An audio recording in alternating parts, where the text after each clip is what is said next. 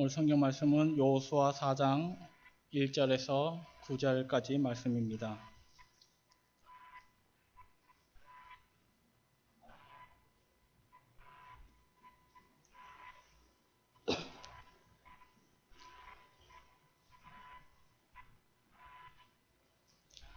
여호수아 4장 1절에서 9절까지 말씀입니다.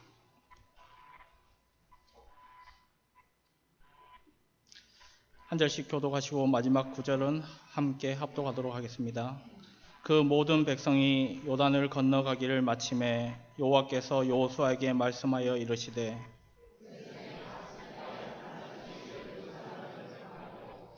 그들에게 명령하여 이르기를 요단 가운데 제사장들의 발이 굳게 선 그곳에서 돌 12를 택하여 그것을 가져다가 오늘 밤 너희가 유숙할 그곳에 두게 하라 하시느냐.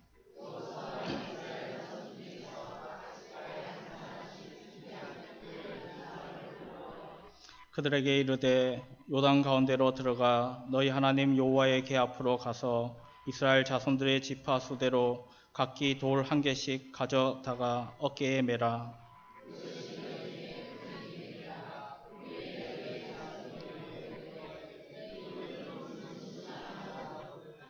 그들에게 이르기를 요단물이 여호와의 언약궤 앞에서 끊어졌나니 곧 언약궤가 요단을 건널 때에 요단물이 끊어졌으므로 이 돌들이 이스라엘 자손에게 영원히 기념이 되리라 하라 하니라.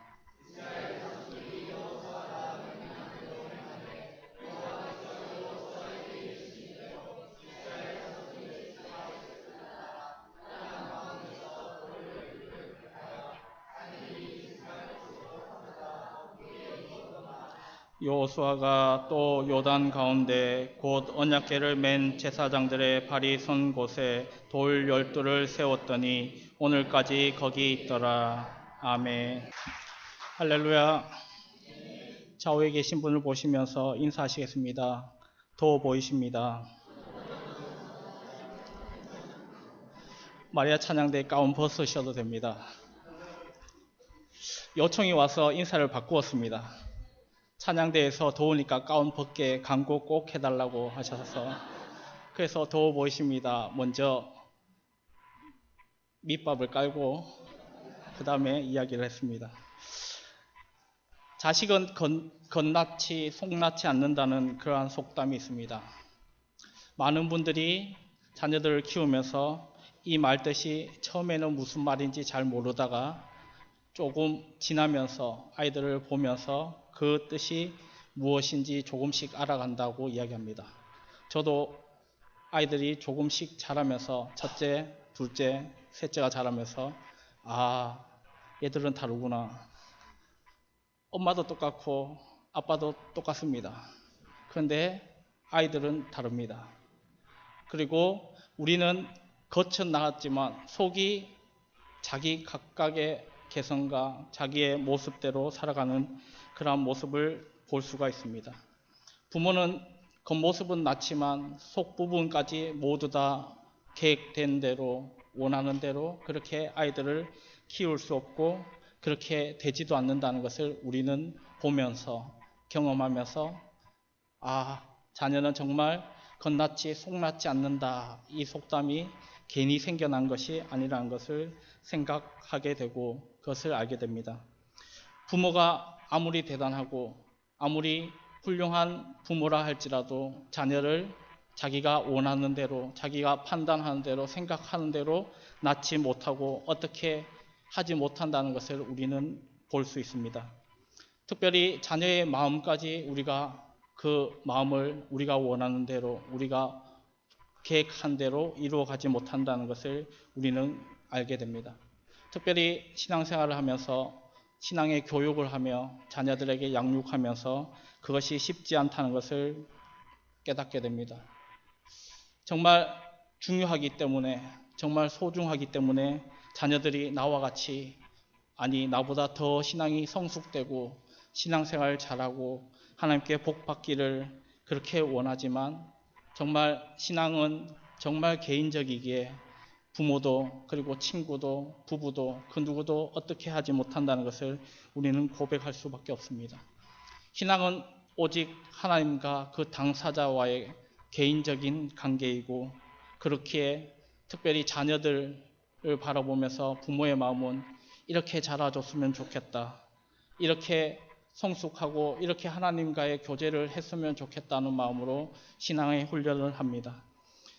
특별히 마음을 어떻게 하지 못한다는 것을 우리가 알고 있지만, 그럼에도 불구하고 어떻게 해보려고 윽박도 지르고 달래기도 하고, 교회 가면 좋은 것이 있다고 이야기도 하고, 교회 갔다 오면 선물도 주기도 하고, 여러 가지 훈련들을 하고 수련회에 보내기도 하고, 예배에 꼭 참석하고 나면 잘했다 칭찬하고, 특별히 예배에 참석하지 않으면 등짝을 후려치는 부모도 옛날에는 있었습니다. 다른 거는 다 해도 괜찮지만 교회에 안 갔다 오면 정말 결단 날 정도로, 세상이 무너질 정도로 혼내고 소리 지르고 때리는 그러한 신앙의 부모들이 있었습니다. 그런데 그럼에도 불구하고 그 아이들이 자라는 모습을 보면 그 부모가 원하는 대로, 그 부모가 계획한 대로 그렇게 자라지 못했던 모습을 종종 보게 되고, 그러한 모습을 바라보게 됩니다. 특별히 머리가 점점 커져가면서 자기의 생각이 있고 자기의 판단이 있고 자기의 생활이 있으면서 그러한 일들은 더욱더 많아지게 됩니다. 그래서 그 자녀 세대를 바라보면 안타까운 마음이 들기도 합니다. 정말 저 부모는 신앙생활을 잘하고 훌륭하게 교회를 위해 예배에 빠지지 않고 봉사하고 헌신하지만, 그 자녀들을, 그 다음 세대를 바라보면 그 모습이 그 부모와 같이 훌륭하게 정말 하나님을 만나고 하나님과 교제하고 있는가, 그러한 마음이 들기도 하는 것이 부모의 마음이고 선배된 신앙인들의 모습이 아닐까 생각되어집니다. 우리가 이러한 모습을 보면서 생각해 보아야 할 것이 있습니다. 우리에게는 소명이 있습니다. 소명하면 정말 크고 대단한 것, 그리고 뭔가 큰 일을 이루어야지만 되는 것으로 생각되어지지만, 우리에게 주어진 가장 큰 소명은 우리의 신앙의 대를 물려주고 그 명맥을 이어가게 하는 것입니다. 그 신앙의 명맥이 흘러가고 함께 이어가지 못한다면 하나님의 나라와 다음 세대는 다시금 하나님께로 돌아오거나 하나님 나라가 확장되거나 완성되어 갈 수 없음을 우리는 기억해야 합니다. 그래서 우리는 다음 세대에게 신앙의 바톤을 바르게, 올바르게 물려주고, 그 일이 까다로운 일이라는 것을 알지만, 어려운 일이라는 것을 알지만 그것을 결코 포기할 수 없다는 것을 우리는 기억해야 합니다.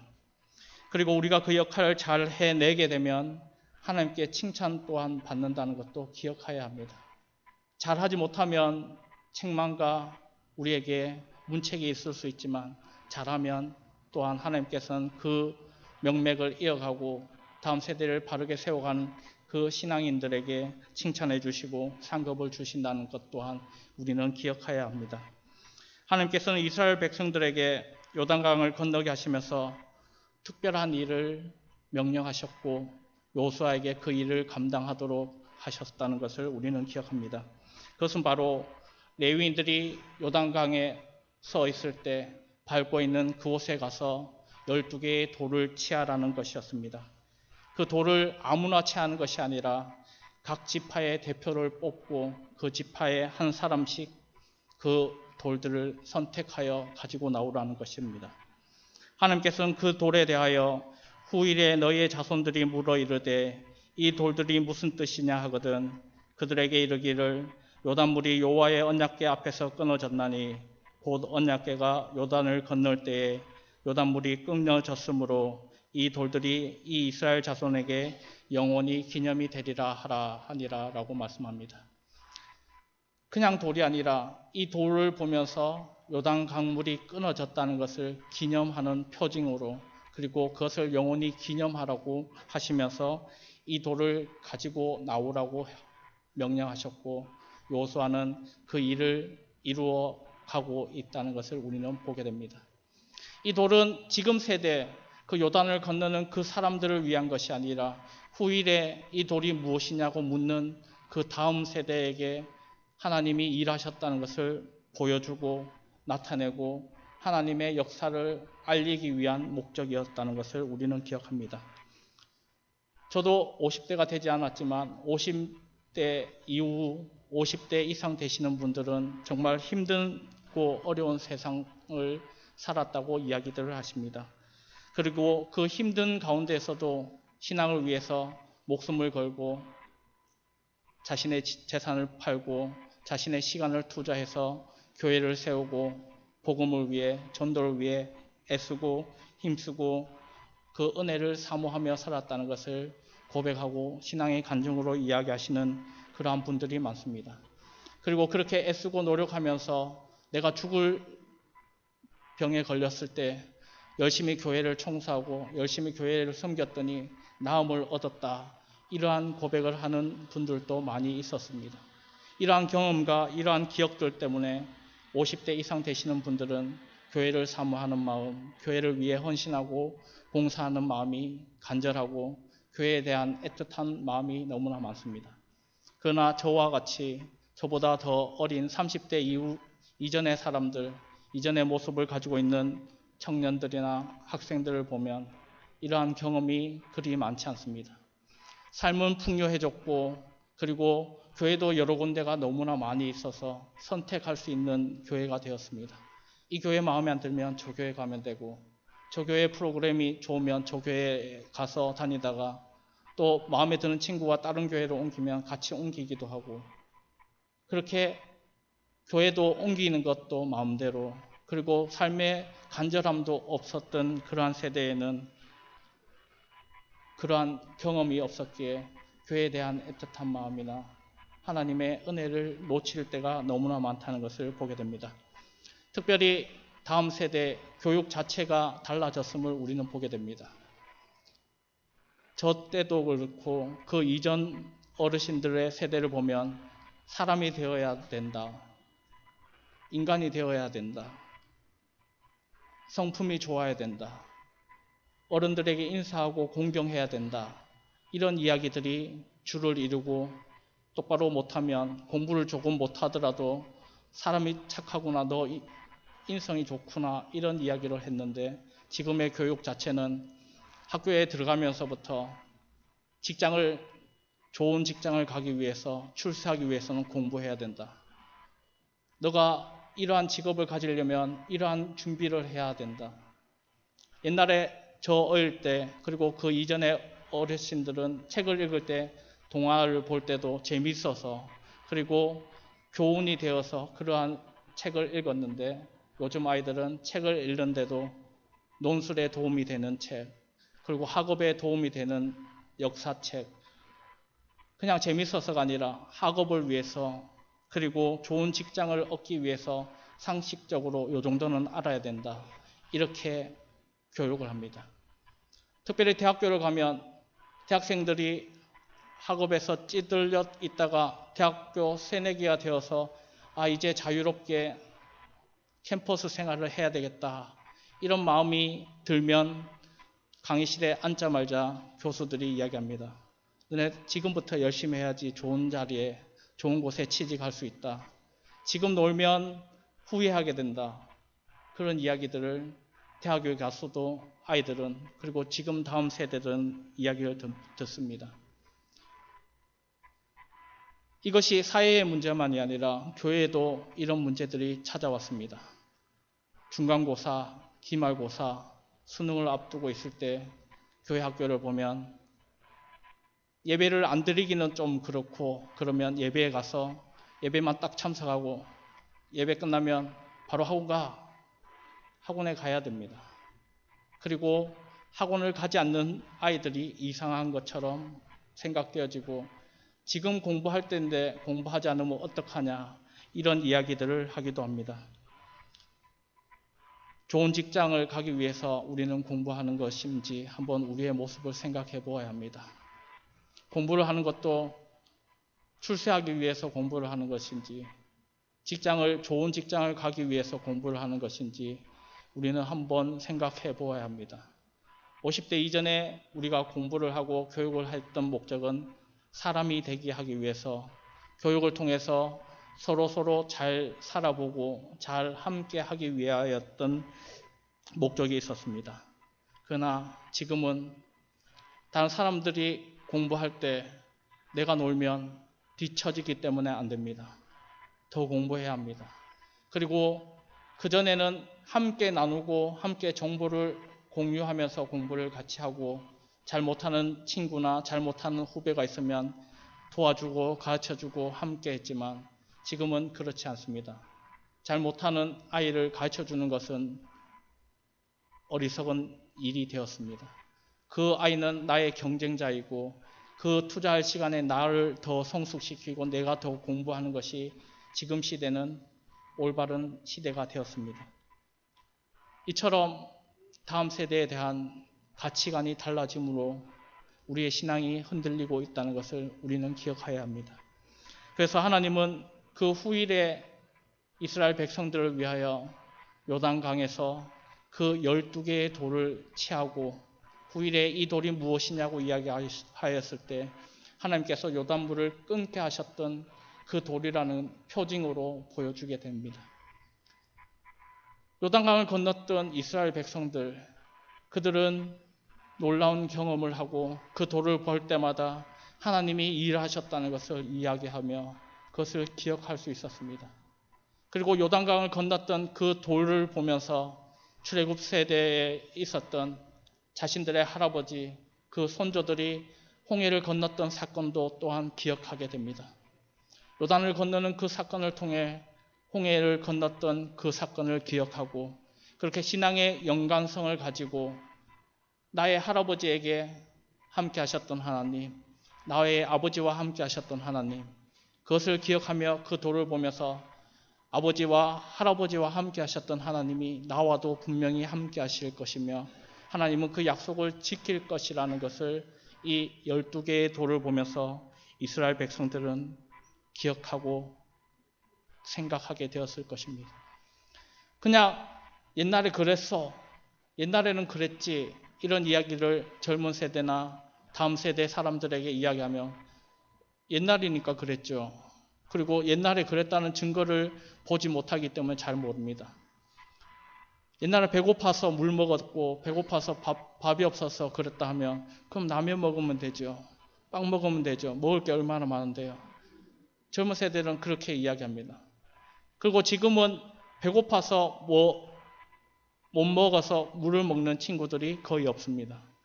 거의 대부분 어디에서든지 음식을 구하려고 하면 충분히 구할 수 있는 그러한 시대가 되었기에 배고파서 우리는 물을 먹었다 이렇게 이야기하시는 어른들의 이야기를 들으면 왜 바보같이 굶었어요? 이야기하면 되는데 누구한테든지 말하면 먹을 걸 줄 건데 왜 굶었어요? 이런 이야기를 합니다. 이처럼 지금의 젊은 세대는 우리의 신앙의 모습과 우리의 삶의 모습과는 전혀 다른 모습을 하고 있다는 것을 우리는 기억해야 합니다. 하나님은 여호수아와 이스라엘 백성들에게 그것을 기억할 수 있도록 표징과 영원한 기념이 되는 이 비석판, 이 기념이 되는 돌들을 세웠습니다. 그것도 아무나 세운 것이 아니라 각 지파마다 한 개씩의 돌을 세웠습니다. 저 집의 하나님, 저 민족의 하나님이 아니라 자기의 아버지, 자기의 할아버지와 함께했던 자기의 지파의 하나님이었다는 것을 기억할 수 있도록 각 지파마다 그 돌들을 세우고 함께했다는 것을 우리는 기억해야 합니다. 그리고 그 돌의 의미는 이스라엘 지파가 12지파이지만 한 민족이고 하나님의 한 뜻 안에 있다는 것을 기념하게 하는 것이었습니다. 함께 한 마음과 한 뜻으로 하나님의 뜻을 이루어 가야지만 하나님의 일을 이루어 갈 수 있습니다.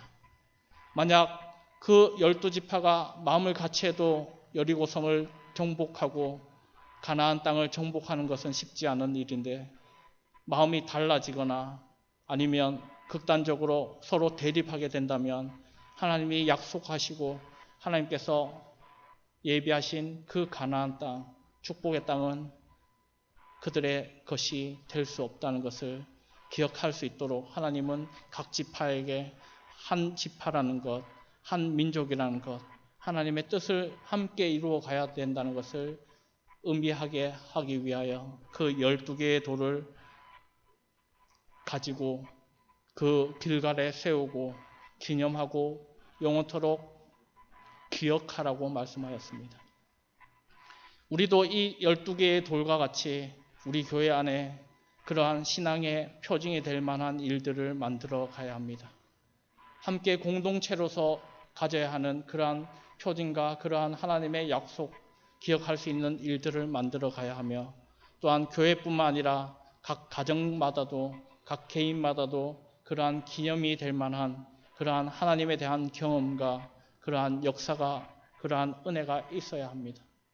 그것이 없이 이야기하면 나와는 전혀 상관없는 이야기, 나한테는 그러한 역사, 그러한 일들이 없었기에 그러한 이야기들을 할 때 하나님의 은혜를 이야기하는데, 하나님의 은혜가 뭔지, 우리가 하나님에 대해서 감사할 때, 감사헌금을 할 때 무엇이 감사해서 감사를 합니까? 하면 그냥 살아있다는 것 자체가 감사하다, 아이들이 아프지 않는 것에 감사하다, 오늘 예배에 참석할 수 있어서 감사하다, 이러한 감사가 있는 분이 있는 반면 감사헌금 안 하시는 분 가운데 감사할 게 없다고 이야기하시는 분도 있습니다.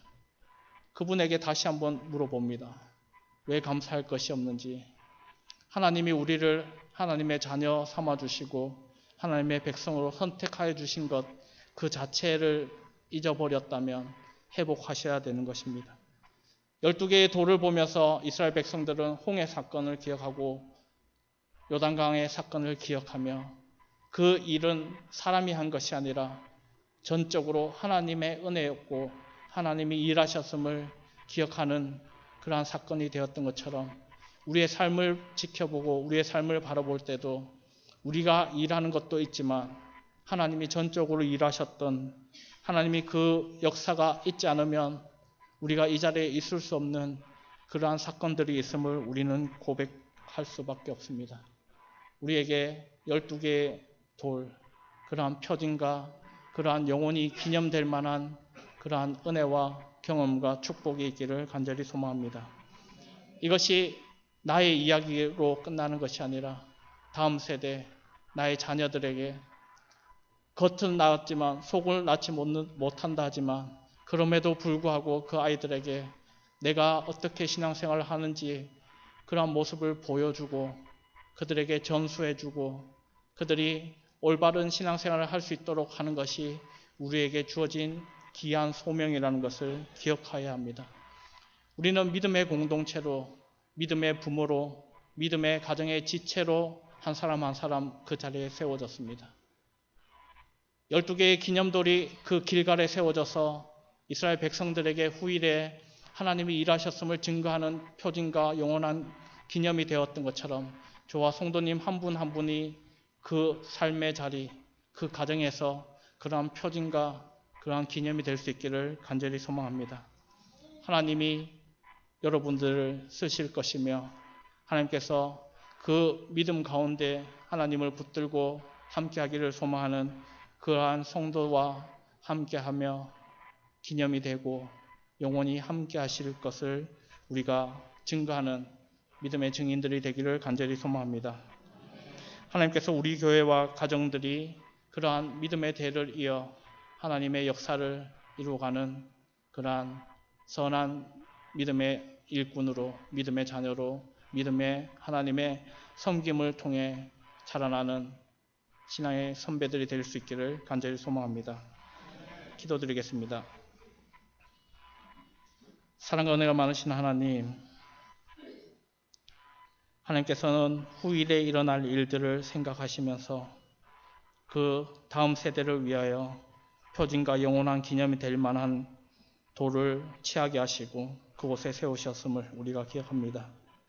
하나님, 우리의 삶에도 하나님께서는 분명히 그러한 표징과 그러한 기념을 주셨음을 우리가 깨닫게 하여 주시옵소서. 또한 그러한 기념과 그러한 표징을 만들어가는 믿음의 공동체, 믿음의 성도, 믿음의 지체들이 될 수 있도록 늘 인도하여 주시옵소서. 우리의 삶에 하나님이 함께하여 주셨음을 우리가 기억하게 하여 주시옵소서. 우리가 일하는 것도 있지만 우리가 일하지 않을 때 하나님이 온전히 일하셨으며 하나님이 온전히 우리에게 은혜를 베풀어 주셨음을 우리가 고백할 수 있도록 하나님 우리에게 은혜를 더하여 주시옵소서. 우리의 신앙의 경험을 통해 하나님 더욱더 하나님을 알아가고 하나님께로 더욱더 성숙해가는 그리스도인으로 믿음의 공동체로 하나님 앞에 바르게 서갈 수 있도록 인도하여 주시옵소서. 감사드리며 예수님의 이름으로 기도드립니다. 아멘.